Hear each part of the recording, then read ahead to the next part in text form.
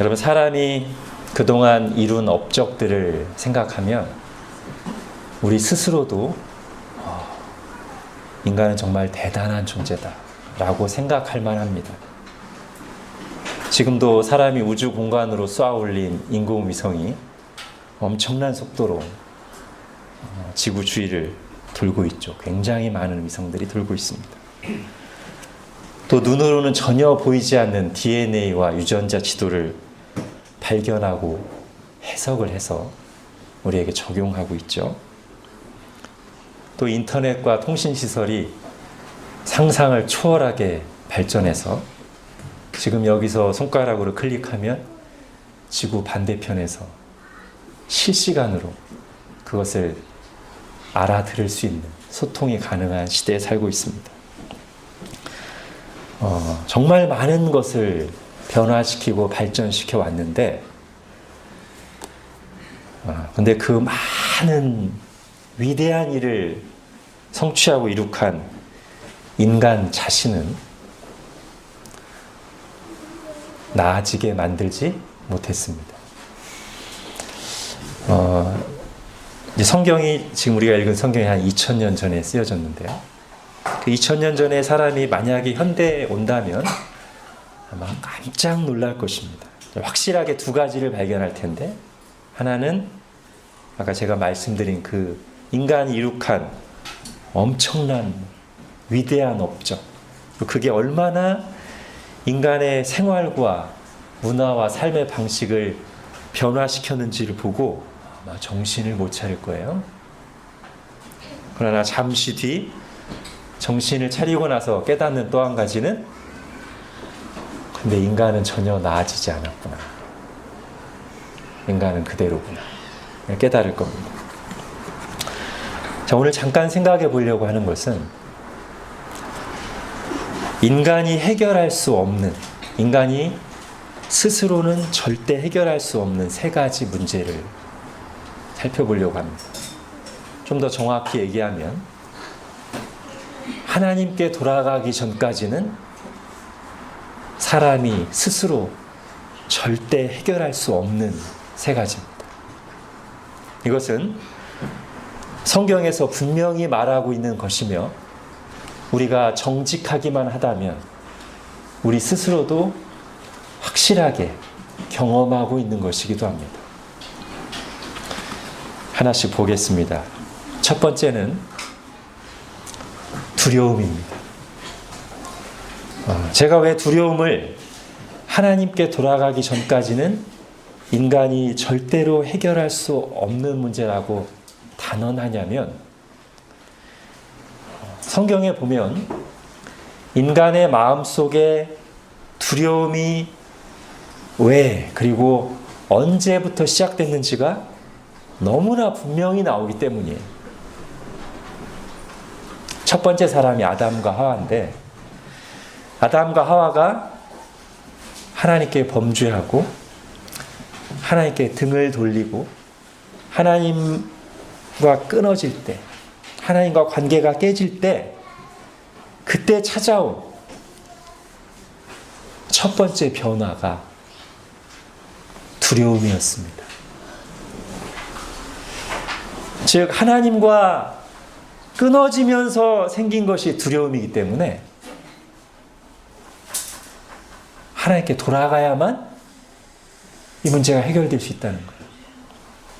비유하자면 선이 끊어져서 불이 꺼지고 어두워졌기 때문에 다시 선을 이어야만 이 어두움을 없어지고 불이 환하게 비출 수 있다는 것이죠.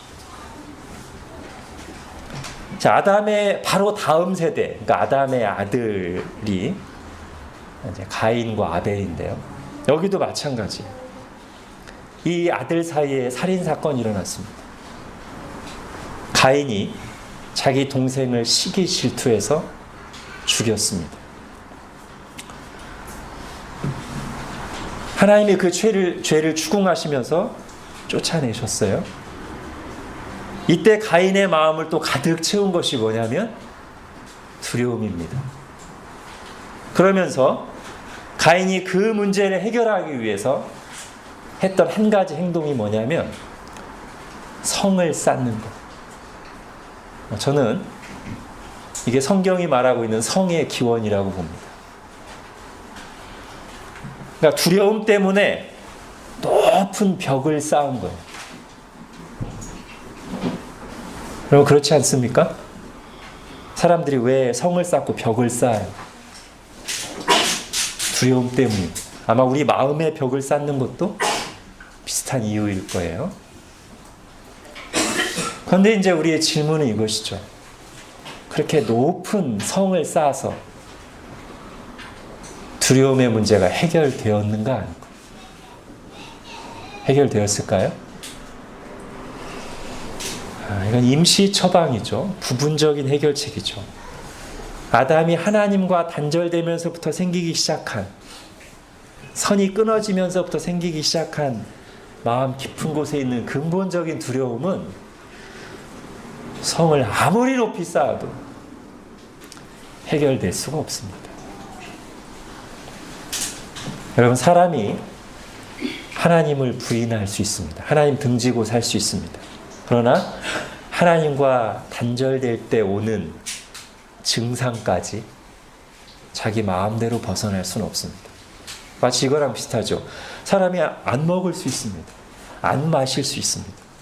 근데 그때 오는 배고픔과 목마름까지 내 마음대로 해결할 수 있느냐? 나 이제부터 안 배고플래. 그렇다고 해서 안 배고파지는가? 나 이제부터 안 목마를래. 목마르지 않을 수 있는가? 먹어야만, 마셔야만 배고픔과 목마름이 근본적으로 해결되죠. 하나님과 단절된 인간이 나 이제부터 안 두려울래. 말을 할 수 있을지 모르지만 효과는 자기 마음대로 할 수가 없습니다. 그 증상은 하나님과 끊어지면서부터 시작된 거기 때문에 하나님께 돌아가야만, 하나님께 제대로 돌아가야만 근본적으로 해결이 됩니다. 자, 하나님께 돌아가야만 해결되는 두 번째는 허무함입니다. 무의미함이라고도 하고요. 풀어서 하면 이런 것이죠. 내가 진짜 누군지, 내가 어디서 와서 어디로 가는 건지, 내가 이렇게 열심히 살아가는 의미가 뭔지, 이것은 인간 스스로 발견할 수가 없습니다. 물론 나름의 답은 찾죠. 근데 그게 안 맞아서 그렇죠. 그리고 나름의 답은 절대 진정한 답이 주는 것과 같은 의미를 줄 수는 없습니다.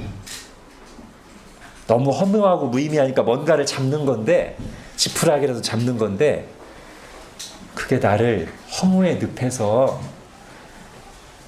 끄집어 내주지는 못한단 말이에요.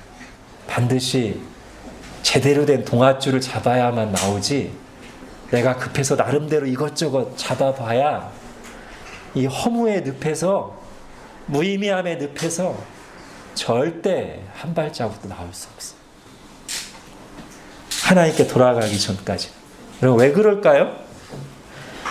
사실 이건 너무 단순한, 너무 분명한 답이 있죠. 인간은, 저와 여러분은 스스로 존재하는 자가 아닙니다. 자기 의지로 이 땅에 온 사람이 한 사람도 없고요. 자기가 죽고 나서 어디로 가는지를 스스로 결정할 수 있는 권한을 가진 사람도 아무도 없습니다.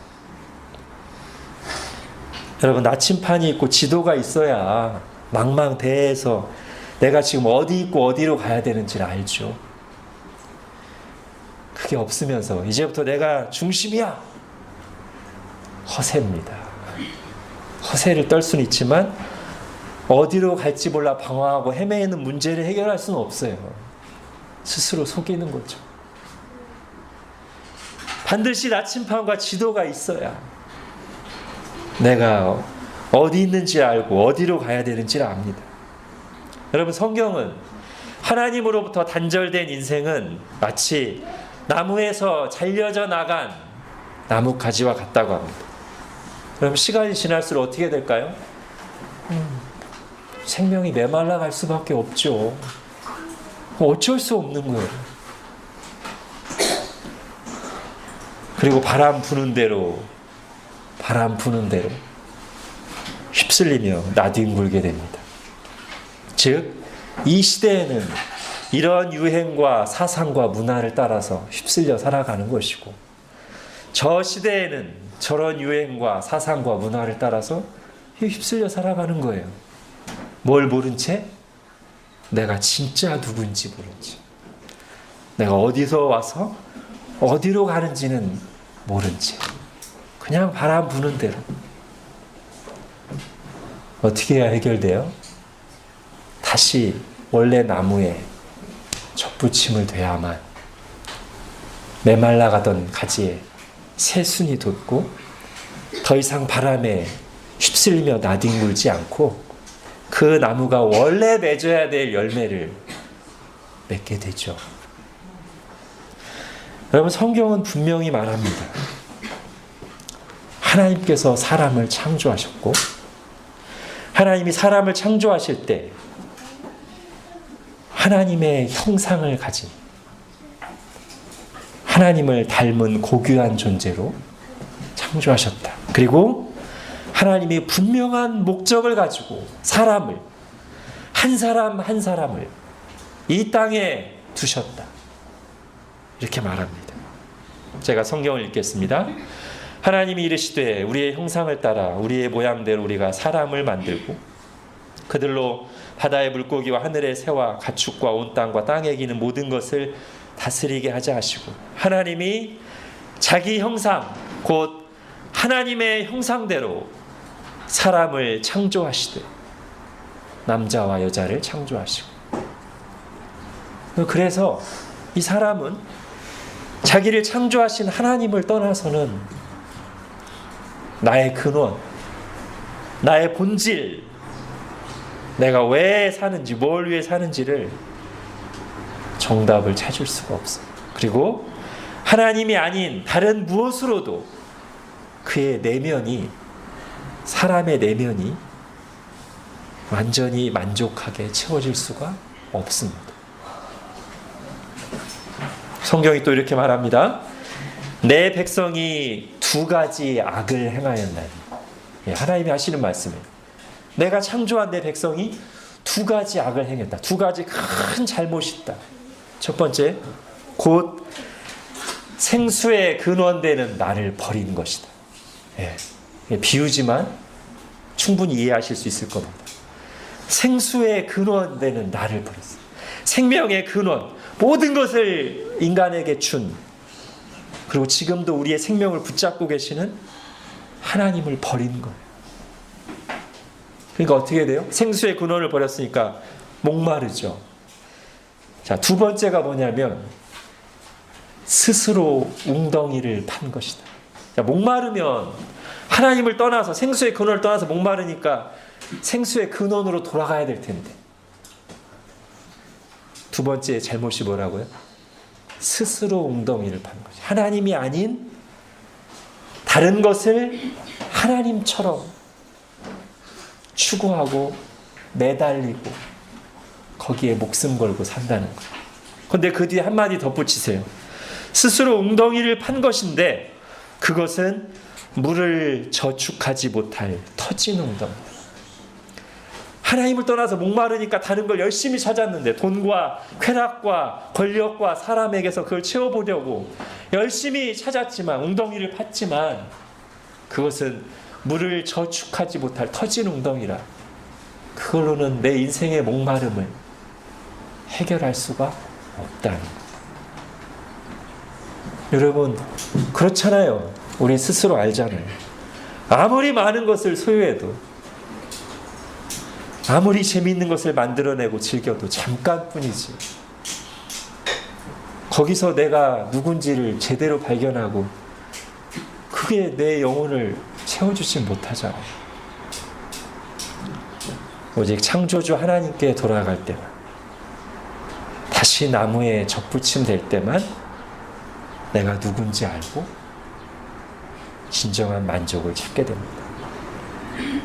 이제 마지막 세 번째, 하나님께 돌아가기 전까지는 인간 스스로 절대 해결할 수 없는 또 한 가지,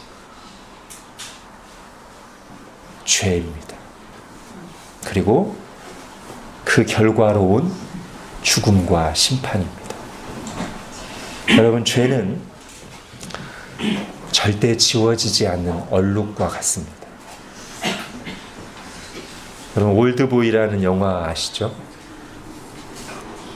그 영화 마지막 부분에 보면 이 주인공이 자기가 한 일이 너무 고통스럽고 감당이 안 되니까 심령술사를 찾아가서 자기 기억의 그 한 부분, 자기가 그것을 기억하고 있으면 자기가 그 일을 했다는 게 너무 괴롭고 고통스러워서 감당이 안 되니까 그 한 부분을, 그 기억을 지워달라고 부탁하죠.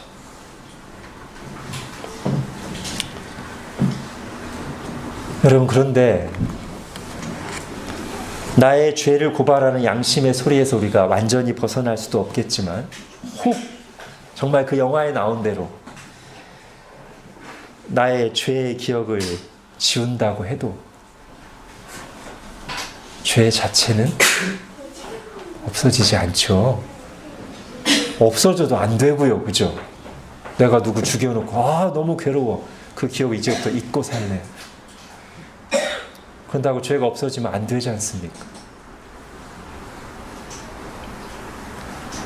성경은 분명하게 말합니다. 모든 사람은 다 하나님 앞에서 인생을 결산하게 된다. 제가 성경을 읽겠습니다. 한 번 죽는 것은 사람에게 정해진 것이요 그 후에는 심판이 있으리.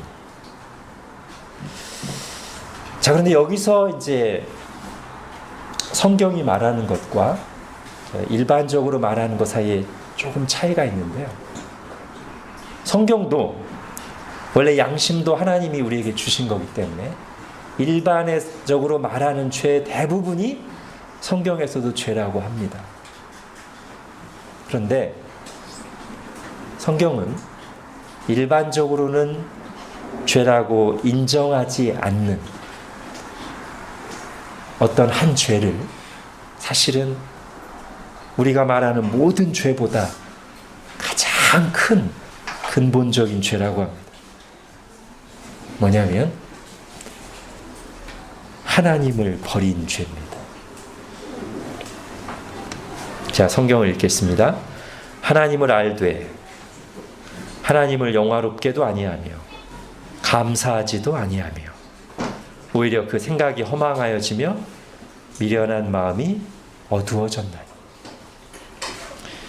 그리고 바로 여기서부터 하나님을 등지고 반역한 데부터, 하나님을 버린 데부터 파생된 우리 속에 일어난 어두운 생각들, 그리고 거기서 나온 모든 말과 생각과 행동들, 이것이 인간을 비참하게 만들고 이것은 하나님께 돌아가기 전까지 완전한 해결이 안 된다는 것. 여러분, 성경에서는 죄를 짐으로도 표현합니다. 나를 쉬지 못하게 하고 시달리게 하는 무거운 짐, 마치 내게 딱 달라붙어 있는 것 같아서 어디에 내려놓을 수도 없고 결코 남이 대신 져줄 수도 없는 짐이에요. 죄짐이라는 것은 인간 스스로 해결이 안 돼요. 죄를 짓는 것은 인간 마음대로 할 수 있지만 그걸 해결하는 것은 스스로 못해요. 오직 하나님께 돌아갈 때만 이 문제를 완전하게 해결할 수 있습니다. 하나님께 돌아가면 해결할 수 있어요. 근데 하나님께 돌아가기 위해서 두 가지를 꼭 알아야 되는데요. 첫 번째는 하나님 아버지의 마음입니다. 오늘 본문이, 우리가 읽은 본문이 이제 그거를 가장 잘 보여주고 있는 본문 중에 하나예요. 어떤 아들이 나오는데 아버지가 아직 정정하게 살아계신데 유산 달라고 해가지고 아버지 마음에 대못을 받고 혼자 나가요. 아버지와 관계를 끊고 나간 거죠. 근데 거기서 이제 여러 가지 어려움을 겪다가 완전히 인생 바닥을 치고 나서 예전에 아버지와 함께 살 때 좋은 기억을 떠올립니다. 막연하게. 그리고 이제 돌아가려고 하는데 걸리는 게 있어요. 자기가 한 짓이 일단 걸리고요. 나올 때 아버지한테 유산 달라고 떼써서 아버지 마음에 못 받고 나온 거. 그리고 그동안 정말 아버지가 싫어하는 짓들 너무 많이 한 거 마음에 걸리고, 그리고 지금 자신의 상태가 너무 부끄러워. 너무 무너져 있어. 그래서 지금까지는 하나님 아버지 마음 전혀 생각하지 않고 이기적으로 자기만을 위해 살았는데 이제 힘들어서 돌아가려고 하니까 아버지가 이런 나를 받아들여 줄까 걱정되는 것이죠. 그래서 이 아들이 하는 말을 보면 내가 가서 어떻게 차마 다시 아들로 받아들여 달라고 말할 수 있나. 그건 바라지도 않고 그냥 종들 중에 하나로만 삼아 주셔도 감사하겠습니다라고 말해야지. 근데요, 이 아들의 생각, 이 아들의 말이 한편으로는 맞고요. 양심이 작동한 거잖아요. 그죠? 이런 마음이 없으면 안 되죠. 철면피죠. 그러니까 한편으로는 양심이 작용한 거니까 맞아요. 근데 다른 한편으로는 여전히 아버지의 마음을 모르고 있어요. 이 아들이. 그러니까 아버지 마음 몰랐으니까 이제 집에서 나왔겠죠. 근데 지금 이제 고생하면서 바닥을 쳐서 아버지랑 있을 때가 좋았는데 라고 막연하게 떠올리긴 했지만 그 아버지가 얼마나 사랑과 은혜가 충만한지는 여전히 잘 모르고 있어요. 그래서 내가 아버지가 나를 받아들여 줄까 걱정하면서 차마 어떻게 아들로 다시 삼아달라고 말하나, 종이라도 삼아달라고 해야지 라고 갔는데 아버지의 마음은 그게 아니죠. 오늘 본문에 그게 잘 나오는데요. 우리 20절 같이 읽겠습니다. 시작. 이에 일어나서 아버지께로 돌아간다. 아직도 거리가 먼데 아버지가 그를 보고 측은히 여겨 달려가 목을 안고 입을 맞추니. 예, 우리 24절도 읽겠습니다. 시작. 이 내 아들은 죽었다가 다시 살아났으며 내가 잃었다가 다시 얻었노라 하니 그들이 즐거워하더라. 아멘. 자, 아직도 거리가 먼데 아버지가 그를 보고, 예, 이게 뭘 의미하죠? 아버지는 계속 기다리고 있었던 것이죠. 오늘 특송 중에 2절 가사에 우리 주는 날마다 기다리신다오. 그죠? 아마 분명히 이 본문을 보고 만든 가사일 겁니다. 늘 아들이 돌아오기를 기다리고 있었어요. 그리고 멀리서 한 사람이 나타나는데 아들인 것을 즉시 알아보시고 뭐라고 돼 있죠? 그를 보고 측은히 여겨 달려가, 예, 목을 안고 입을 맞추니. 그리고는 너무나 즐거워하십니다. 아들이 회개하고 돌아온 것을 너무나 기뻐하십니다. 예수님께서는 이 비유를, 이 이야기를 만들어내셔서 우리에게 들려주시면서 하나님 아버지의 마음이 이렇다. 하나님을 떠나 헤매고 방황하다가 메마른 나뭇가지처럼 살다가 다시 회개하고 하나님 품으로 돌아올 때 하나님 마음이 이렇다. 기다리고 계시고 한 영혼이 돌아올 때 천하를 얻은 것보다 너무나 기뻐하신다. 그걸 알려주시려고 예수님이 직접 이야기를 만들어서 들려주신 겁니다. 우리가 이 하나님의 마음을 꼭 알아야 됩니다. 근데 하나 더 알아야 됩니다. 하나님의 마음을 꼭 알아야 되고요. 그 하나님이 하신 행동을 꼭 알아야 됩니다. 성경은 그것을 위해서 쓰여졌습니다. 하나님이 집 나간 아들을 다시 품으시기 위해, 우리 죄를 용서하시기 위해 하신 행동. 제가 성경을 읽겠습니다. 하나님이 세상을 이처럼 사랑하사 독생자를 주셨으니 이는 그를 믿는 자마다 멸망하지 않고 영생을 얻게 하려 하심이라. 집 나간 아들을 품으려고, 그의 모든 죄를 깨끗이 씻어주시려고 하나님 아버지가 하신 일이 뭐예요? 독생자를 주셨으니, 아들을 내어주셨어요. 자, 그 이유를 성경이 좀 더 분명하게 얘기합니다. 그가 찔림은, 여기서 그는 독생자 예수 그리스도입니다. 그가 찔림은 우리의 허물 때문이요, 그가 상함은 우리의 죄악 때문이라. 그가 징계를 받음으로 우리는 평화를 누리고 그가 채찍에 맞음으로 우리는 나음을 받았도다. 우리는 다 양 같아서 그릇 행하여 각기 제 길로 갔거늘 여호와께서는 우리 모두의 죄악을 그에게, 하나님이 내어주신 독생자 예수 그리스도에게 담당시키셨도다. 여러분, 하나님의 아들 예수 그리스도께서 내가 하나님께 범죄하고 하나님을 버리고 하나님을 반역하고 하나님이 싫어하는 모든 죄를 짓고 치러야 할, 마땅히 치러야 할 죄값을 하나님의 아들 예수 그리스도께서 십자가에서 다 받아내셨습니다. 하나님이 독생자를 내주셨다는 것은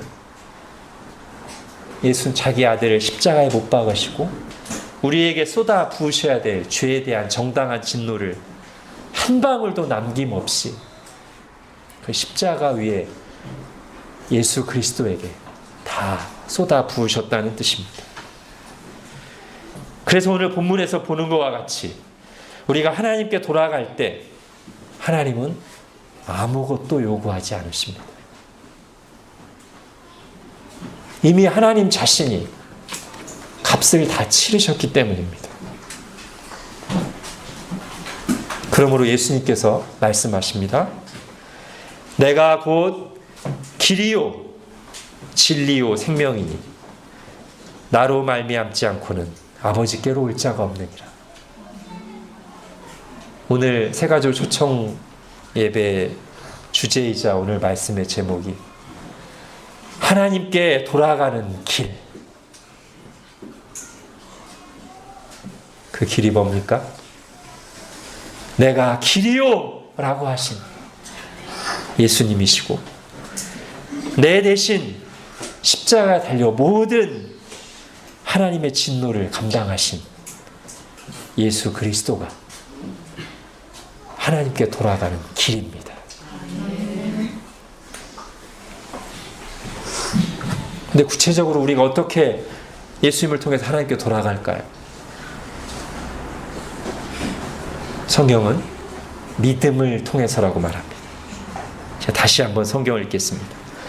하나님이 세상을 이처럼 사랑하사 독생자를 주셨으니 이는 그를 믿는 자마다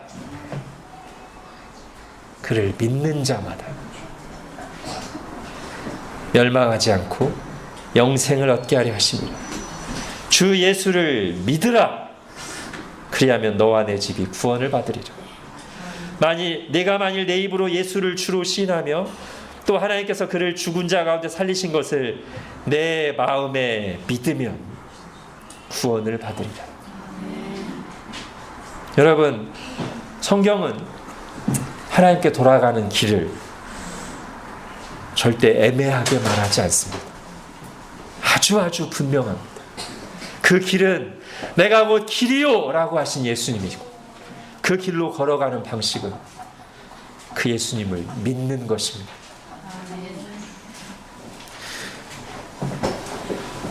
여러분, 우리 중에 우리 스스로 값을 치르고, 내가 지은 죄값을 치르고 하나님께 돌아갈 수 있는 사람은 아무도 없습니다.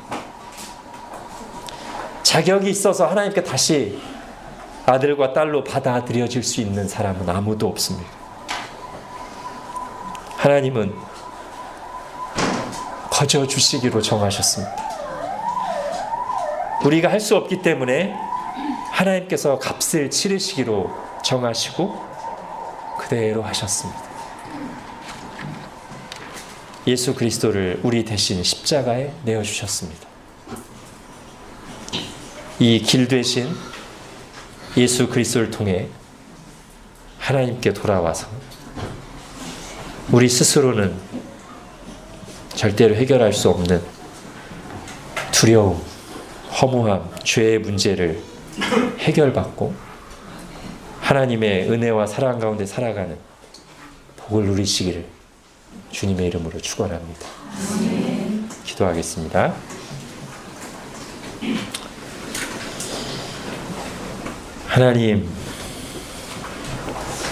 하나님을 모르고 등지고 살았던 죄인인 것을 깨닫고 하나님께 돌아옵니다. 나의 죄 때문에 내 대신 십자가에 달려 죽으시고 부활하신 길 대신 예수 그리스도께 나옵니다. 하나님이 우리를 이처럼 사랑하사, 나를 이처럼 사랑하사 십자가에 내어주신 독생자 예수 그리스도를 나의 구주로 믿고 영접하오니 나의 죄를 용서해 주시고 하나님의 자녀로 받아 주옵소서.